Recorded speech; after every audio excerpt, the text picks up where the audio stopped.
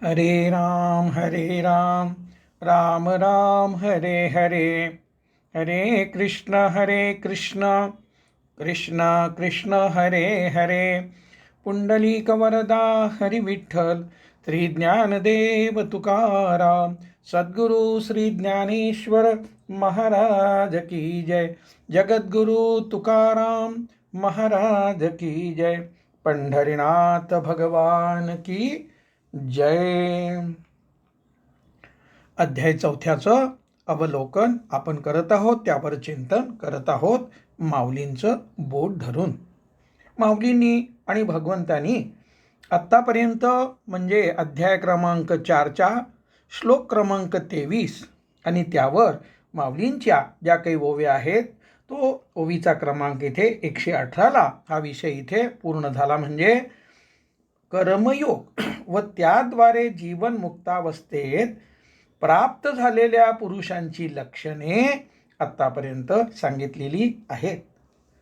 यापुढं आपण विविध यज्ञ जसे तपयज्ञ आहे, ज्ञान यज्ञ आहे इत्यादी यज्ञ सांगितलेली आहेत आणि त्यातला ब्रह्मयज्ञ श्लोक क्रमांक 24 अत्यंत प्रसिद्ध आणि सर्वत्र ज्याचं नेहमी पठन होतं असा एक श्लोक। ब्रह्मार्पणं ब्रह्महविर ब्रह्माग्नौ ब्रह्मणाहुतं ब्रह्मेव तेन गंतव्य ब्रह्मकर्म समाधिनः। अर्थ, कर्मच ब्रह्म आहे असा ज्या जीवनमुक्ताचा अनुभव झाला आहे असा पुरुष यज्ञाद्वारे ज्याद्वारे आहुती अर्पण करतो, म्हणजे कशानी, स्त्रुवा, जी काही यज्ञामध्ये आपण हवन करण्याकरता जी लाकडी पळी असते तिला स्त्रुवा म्हणतात। मंत्र, नुसती स्त्रुवा किंवा नुसताच तूप आपण टाकतो असं नव्हे, सोबत मंत्र असतो। म्हणजे यज्ञाद्वारे ज्याद्वारे यज्ञामध्ये आहुती अर्पण करतो ते स्त्रुवा, मंत्र इत्यादी तेही ब्रह्मच। ज्याची आहुती देतो तूप किंवा इत्यादी हवीर द्रव्य तेही ब्रह्मच। ज्या अग्नीत आहुती देतो तो अग्नी ब्रह्म। स्वतः आहुती घेणारा यजमानही आहुती देणारा यजमानही ब्रह्म।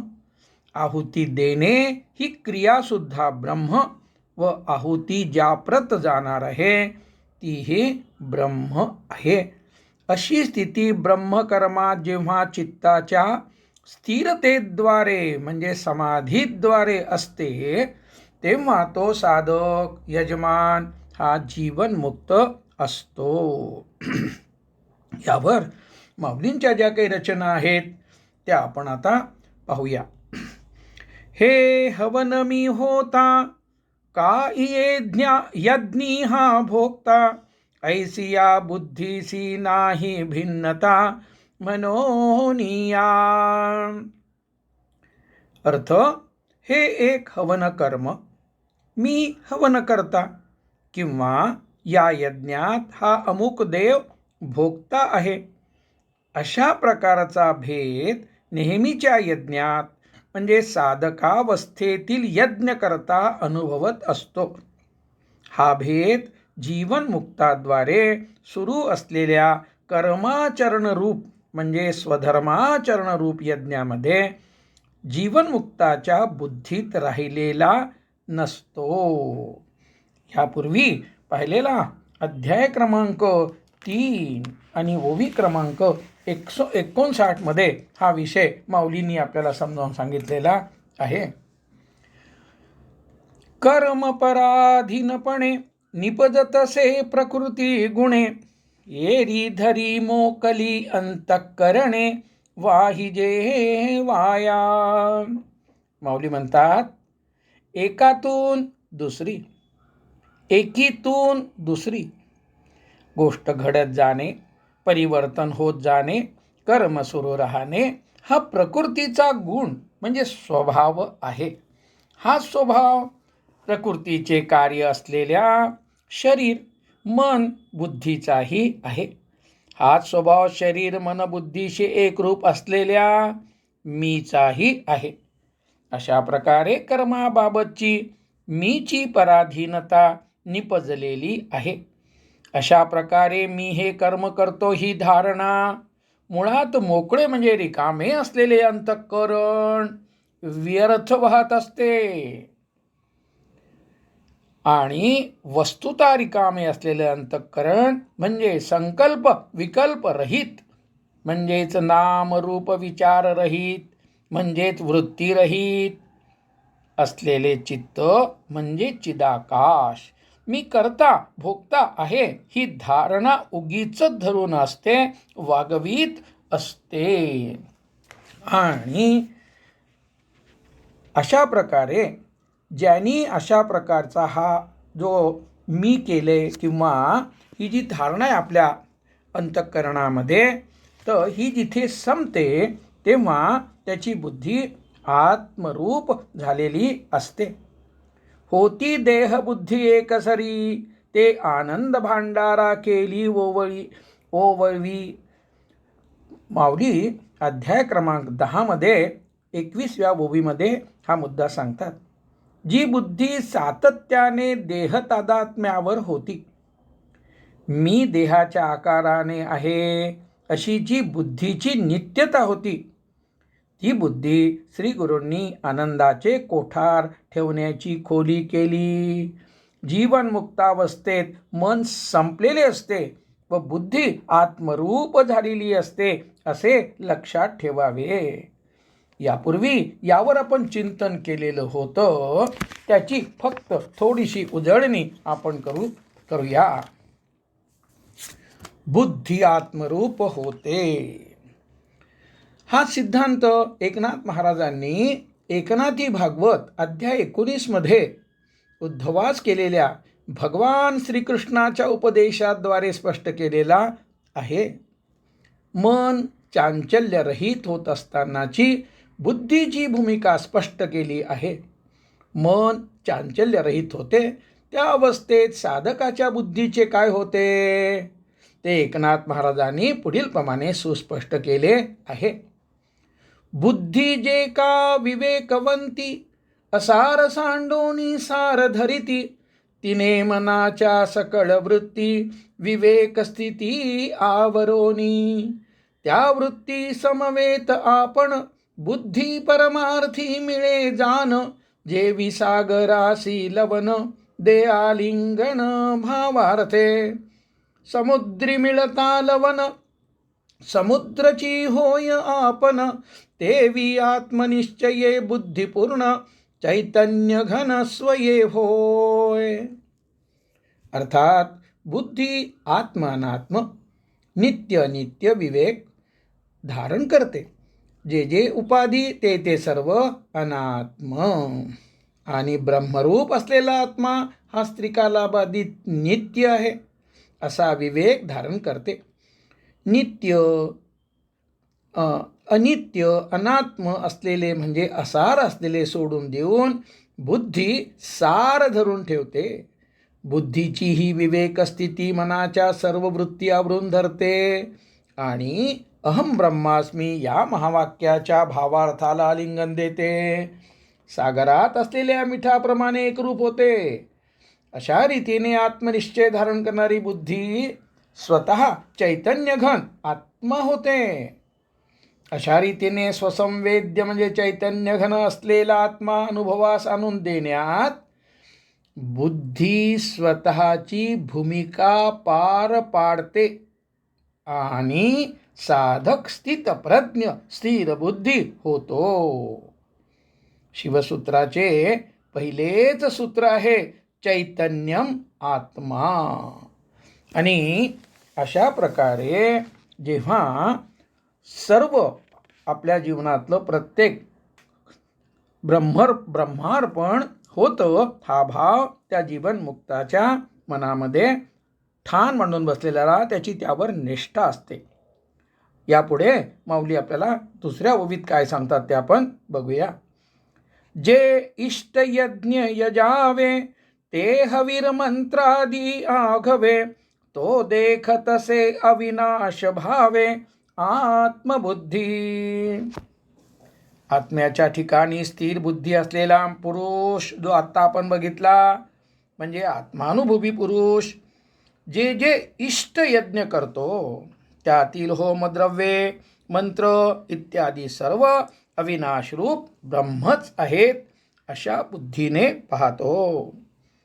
म्हणोनी ब्रह्मतेची कर्म ऐसे बोधा आले जया सम, तया कर्तव्य ते निष्कर्म्य धनुर्धरा. म्हणून कर्म ब्रह्मच आहे असे साम्य ज्याच्या प्रतीतीला आले, अर्जुना त्याने ते कर्तृत्व करावे. म्हणजे जे कोणते कर्म करावे ते नैष्कर्म्यच होते.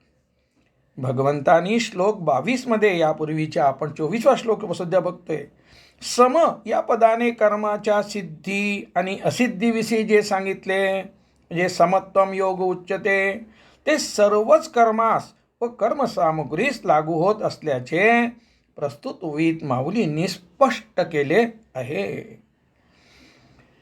सर्व कर्माद्वारे केलेल्या ब्रह्मयज्ञाचे स्वरूप सांगितल्यानंतर पुढे श्लोक 25 मध्ये असलेल्या दैवयज्ञ व ज्ञानयज्ञ यांच्याविषयीची प्रस्तावना माऊली पुढील ओवीत करतायत.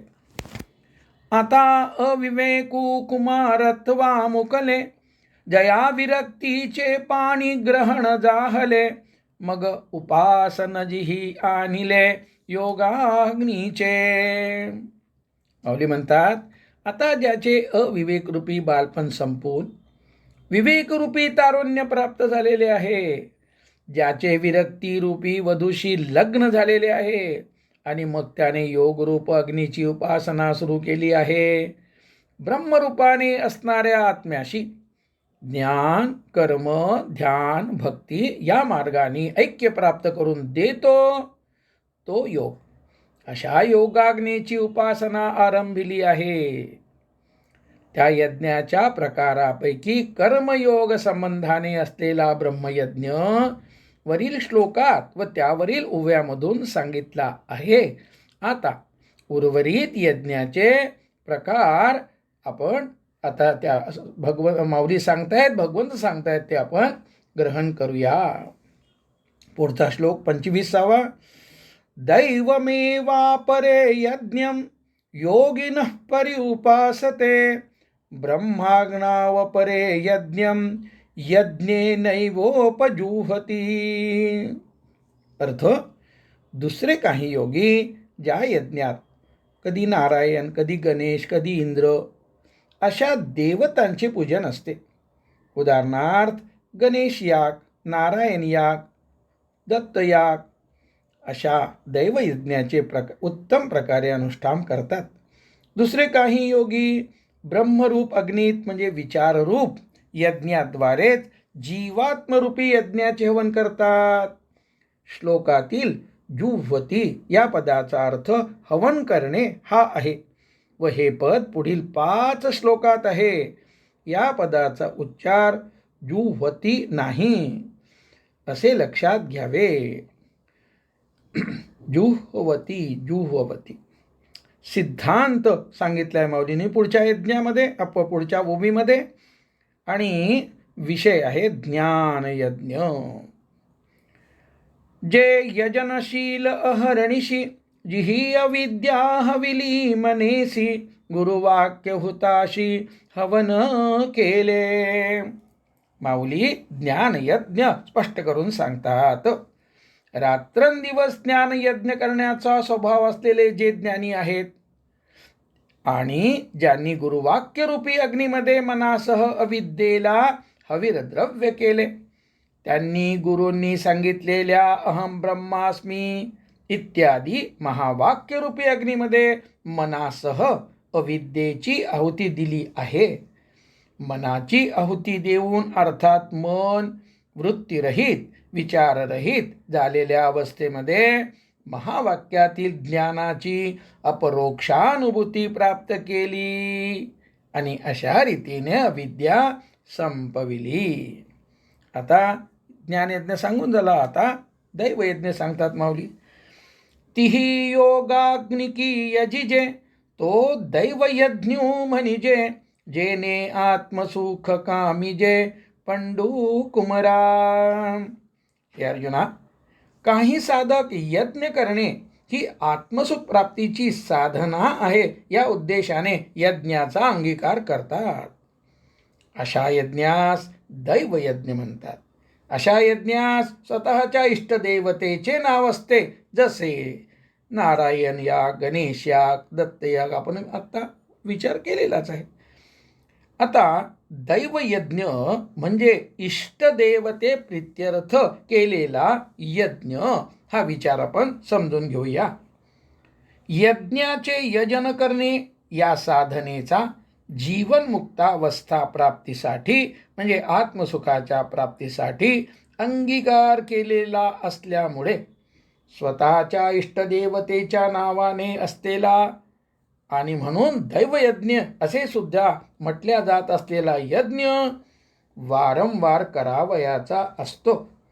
अशा दैवयज्ञात ज्या आहुती दिल्या जातात, यज्ञासाठी ज्या क्रिया केल्या जातात, त्या निष्कामतेने करणे, आसक्ती ममता न ठेवता करणे हेच दैवयज्ञाचे योग्य रीतीने अनुष्ठानवत यजन करणे होय.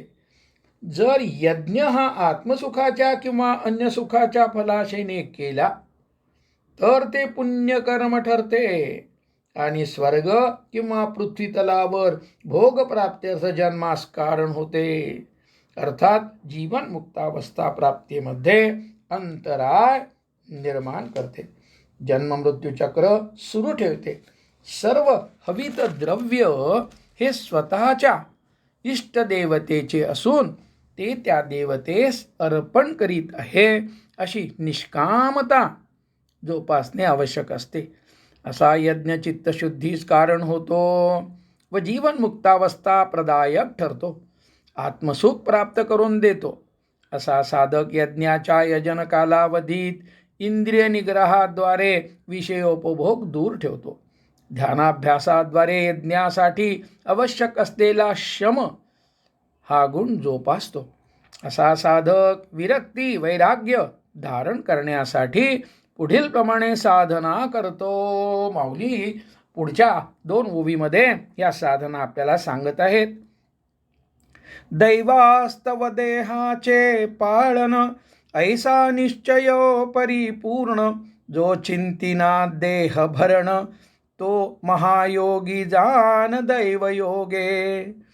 दैवास्तव देहाचे पाळन या ठिकाणी 2 वेगळ्या ओव्या 2 ग्रंथातल्या. ओवी क्रमांक 125च आहे पण ती अजून वेगळी. जो चिंतिना देह भरण तो महायोगी जान दैवयोगे. पहिलं चरण दोघांचं सारखंच आहे, दैवास्तव देहाचे पाळन. दुसरं चरण वरच्या ओवीमध्ये वेगळं, खालच्या ओवीमध्ये वेगळं आहे. वरच्या ओवीमध्ये जे तिसरं चरण आहे ते या ठिकाणी दुसरं म्हणून आलेलं आहे खालच्या ओवीमध्ये, आणि तो महायोगी जान जो आहे तो वरच्या ओवीमध्ये चौथं चरण, इकडे तिसरं आलेलं आहे. थोडासा फरक केलेला आहे. आणि अशा प्रकारचे जे काही पाठभेद असतात त्या पाठभेदामध्ये आपण फार मोठं आतमध्ये न शिरता आपल्यासमोर उपलब्ध असलेला जो ग्रंथ आहे त्या ग्रंथाच्या आधारे पुढे जावं. जिथे पाठभेद शक्यतो असू नयेत, एकच ज्ञानेश्वरी पण त्याचे इतके पाठभेद आहेत खरे, पण त्यामध्ये फार आपण शिरू नये. आणि हा सर्व जो भाग आहे सामान्य श्रोत्यांनी जाणकारावर जी श्रेष्ठ मंडळी आहेत जे चिंतन करू शकतात ते त्यांच्याकडे सोपवावा. इथे काय म्हटलंय, दोन्ही जे काही पाठभेदाच्या 125 क्रमांकच्या त्या दोन्ही ओव्या आहेत त्यात काय म्हटलं, देहाचे पालन इष्टदेवतेकडून केले जात आहे म्हणजे प्रारब्धवशात होत आहे अशी त्याची धारणा असते, असा त्याचा पूर्ण निश्चय झालेला असतो. अर्थात मी मिळवले मी भोगणार ही धारणा सोडून दिलेली असते. तो देहभरणाची देहनिर्वाणाची चिंता वाहत नाही. तो दैवयज्ञाने या दैवयज्ञ रूप योगाने महायोगी झालेला आहे असे जाण. आणि अशा प्रकारे या ठिकाणी पाठभेदाबद्दल लेखक सांगतात की ही ओवी फक्त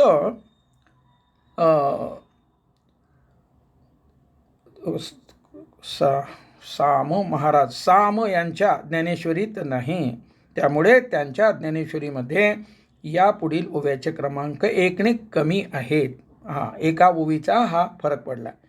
साधना या नावाची आता या ठिकाणी आपल्याला ओवी म्हणजे साधना ज्यास सांगितली अशी ओवी या ठिकाणी आता माऊली पुन्हा सांगतात. यामध्ये ज्ञानयज्ञच आहे.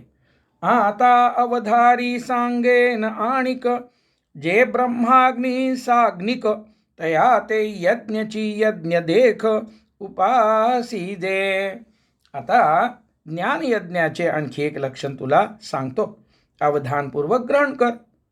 श्लोकाचा उत्तरार्ध जो ओवी 123 मध्ये माऊलीने सांगितला होता तो अजून स्पष्ट करतात. दुसरी ओवी आहे ज्ञानयज्ञावर. जे ब्रह्मरूप अग्नीचे अग्निहोत्री म्हणजे ब्रह्मरूप असलेला ज्ञानयज्ञ सतत करतात म्हणून अग्निहोत्री आहेत. ते यज्ञानेच यज्ञाची उपासना करतात. जीवचैतन्याने ब्रह्मचैतन्याची उपासना करतात. ब्रह्मचैतन्यात जीवचैतन्याची आहुती देतात. आत्मस्वरूपात जीवभावाची सर्व उपाधींची आहुती देतात. यानंतरचं श्लोक क्रमांक 26. श्रोत्रादीनींद्रियाण्यन्ये संयमाग्निषु जुह्वति शब्दादिविषयान्यन्य इंद्रियाग्निषु जुह्वति. अन्य म्हणजे काही योगी. श्रोत्रादी म्हणजे श्रोत्र, त्वक, चक्षु, जिव्हा, प्राण, घ्राण या विषयांचे संयमरूपी अग्नीत हवन करतात. अन्य योगी शब्दादी म्हणजे शब्द, स्पर्श, रूप, रस, गंध या विषयाचे इंद्रियरूपी अग्नीमध्ये हवन करतात. पंच ज्ञानेंद्रियांना त्यांच्याशी संबंधित असलेल्या विषयापासून दूर ठेवणे अर्थात इंद्रिय निग्रह करणे हा संयम करण्यास श्लोकाच्या पूर्वार्धात सांगितले आहे. इंद्रियांचा विषयाशी संबंध आला असता साधकाने अनासक्ती, वैराग्य व साक्षीभाव या साधनेने स्वतःमधील भोगतेपणा संपवावयाचा आहे असे श्लोकाच्या उत्तरार्धात सांगितले आहे. आणि प्रारब्धवशात अनुकूल प्रतिकूल विषयाशी इंद्रियाचा जो संबंध येतो त्यावेळी मन, बुद्धी, चित्त यामध्ये सुखदुःखाचा आवेग प्रतीतीस न येणे हे प्रस्तुत असलेल्या साधनारूपी यज्ञसिद्धीस गेल्याचे लक्षण आहे.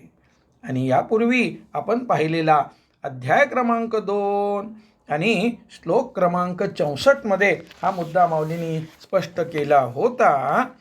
तो आता आपण थोडक्यात पाहू. श्लोक क्रमांक 64. रागद्वेषवियुक्तेस्तु विषयानिंद्रियेश्वरम आत्मवैशेर्विधेयात्मा प्रसादम अधिगच्छति. माऊली आपल्याला सांगतात, इथं भगवंत सांगतात, श्लोक आहे, ज्याचे मन व बुद्धी स्वतःच्या अधीन असतात अर्थात मनाचे चांचल्य कमी होत जाऊन आपोआप येत राहणारे विचार थांबलेले असतात, बुद्धी स्थिर व सूक्ष्म झालेली असते असा साधक मनाद्वारे विषयांच्या बाबतीत राग म्हणजे प्रीती किंवा आवड व द्वेष आणि युक्त यांनी युक्त न होता राग आणि द्वेषापासून रहित राहून साक्षीभाव जोपासत स्वतःला वश असलेल्या म्हणजे नियंत्रणात असलेल्या इंद्रियाद्वारे विषयाचे सेवन करीत असूनही अंतःकरणाच्या प्रसन्नतेत प्राप्त होतो. म्हणजे आत्मानुभूती प्राप्त होईपर्यंत प्राप्त सुखात संतुष्ट राहण्याद्वारे व विषादास न भजण्याद्वारे प्रसन्नचित्त राहावे ही साधना. विषयाबद्दल रागद्वेष हा मनात असतो. इंद्रिय फक्त अनुभवण्याची उपकरणे म्हणजे अवजारे अर्थात टूल्स आहेत. मनाने आसक्ती सोडली, मनाने विषयाचा संग सोडला असता विषयाचा स्वरूपतः त्याग करण्याची आवश्यकता राहत नाही. बाह्य त्यागापेक्षा मनातील विषयांचा त्याग महत्त्वाचा आहे. घर, समाज, देशाबाबतच्या जबाबदाऱ्या, कर्तव्ये सोडून हिमालयात जाऊन विषयांचा स्वरूपतः त्याग भारतीय अध्यात्मास अभिप्रेत नाही. प्रारब्धाप्रमाणे उपलब्ध झालेल्या विषयांचे साक्षीभावात राहून विषयात न रमता विषयांची आसक्ती वाढणार नाही याची दक्षता म्हणजे भान अवधान ठेवून विषयांचे मितसेवन अभिप्रेत आहे. पंचेंद्रियाद्वारे विषय सेवन तात्कालिक सुख देते व अंतिमतः दुःखास कारणीभूत होते असा विवेक जागृत ठेवावा. हा विवेक विषय सेवन सुरू असताना जपावयाच्या साक्षीभावासाठी सहाय्यक ठरतो. पुढे माऊली म्हणतात, संयमाग्नी एक संयमाग्नी होत्री, ते युक्तित्रयाच्या मंत्री, यजन करीती पवित्री इंद्रिय द्रव्यी. संयम, पातंजलयुगामध्ये संयम हा विषय सांगितलेला आहे. चित्ताला कोणत्या तरी एका देशावर म्हणजे स्थानावर, जसे एखादा अवयव, एखादे इंद्रिय, शरीरातील मूलाधार चक्रासारखे एखादे चक्र किंवा शरीराबाहेरील चंद्रासारखी एखादी वस्तू, यासारख्या एका स्थानावर जणू बांधून ठेवल्यासारखे स्थिर करणे म्हणजे धारणा. अर्थात मनात ध्येय म्हणजे दिलेले आलंबन सोडून इतर काही नाही अशी वृत्तीची एकाग्रता साधणे म्हणजे धारणा. धारणेची परिपक्वता म्हणजे वृत्तीची एकतानता म्हणजे ध्यान.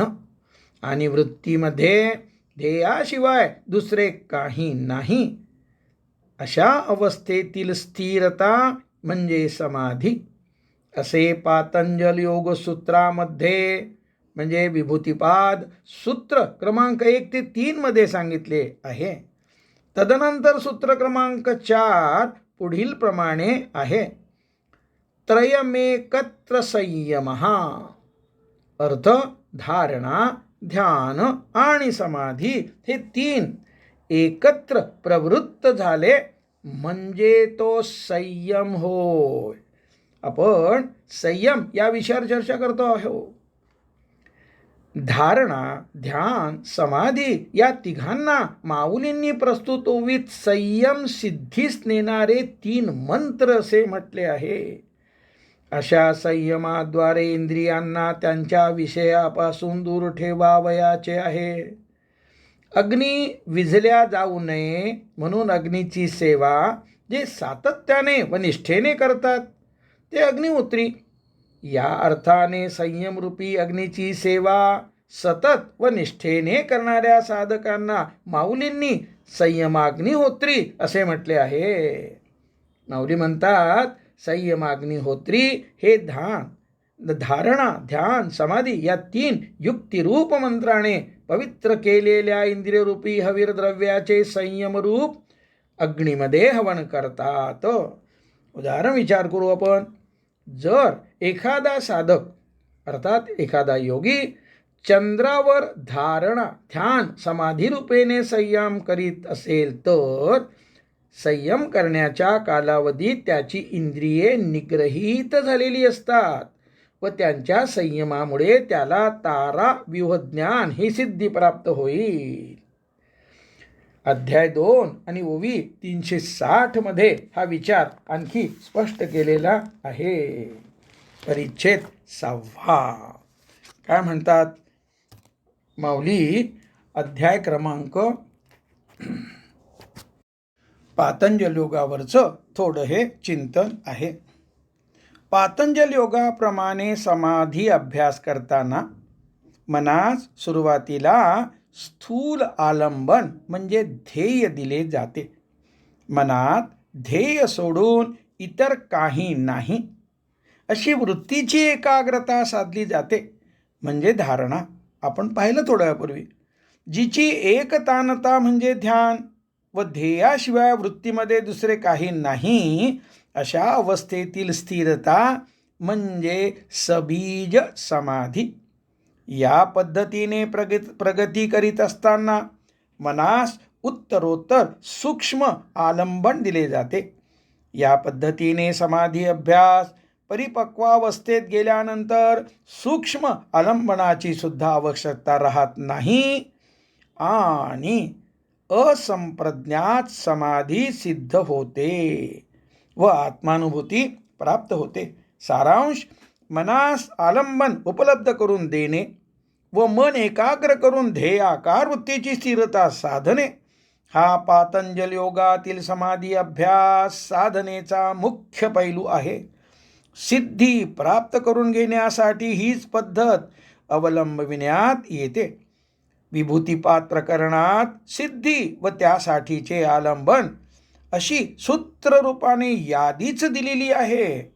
इच्छित सिद्धीसाठी त्यात दिलेल्या आलंबनावर म्हणजे ध्येयावर ध्येयाकार वृत्तीची स्थिरता साध्य करून, अर्थात धारणा, नंतर ध्यान व नंतर समाधी सिद्ध करून ती सिद्धी प्राप्त केली जाते. यावरून लक्षात येईल की पातंजल योगाप्रमाणे आत्मानुभूतीच्या वाटेवर राहताना सिद्धीच्या प्राप्तीकडे मनाचे जाणे साहजिकच आहे. म्हणून माऊली म्हणतात की मनाच्या एकाग्रतेद्वारे मन थोडेसे स्थिर होऊ लागले की रिद्धिसिद्धीच्या निमित्ताने जे विषयाकडे म्हणजे आलंबनाकडे धावते, बरं का, ती शक्यता माऊली प्रणीत ध्यानाभ्यासात नाही हा प्रमुख आणि महत्त्वाचा भेद लक्षात घ्या.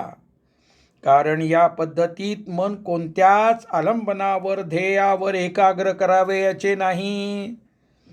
मनात येणाऱ्या विचारांना चांगले वाईट असे वर्गीकृत न करता सजगता अवेअरनेस व साक्षीभाव जोपासत मनात येणाऱ्या वृत्तीमध्ये न गुंतता फक्त पहावयाचे आहे. म्हणून माऊली प्रस्तुत ओवीत म्हणतात, रिद्धिसिद्धी संबंधाने बुद्धीमध्ये क्षोभ येत नाही. आत्मानुभूतीच्या प्राप्तीनंतर रिद्धिसिद्धीचे प्रयोजन संपते असे माऊलींचं म्हणणं असल्यामुळे त्या रिद्धिसिद्धीच्या मागे लागायचंच नाही. अगोदर घ्यायची नंतर सोडून द्यायची काहीच आवश्यकता नाही.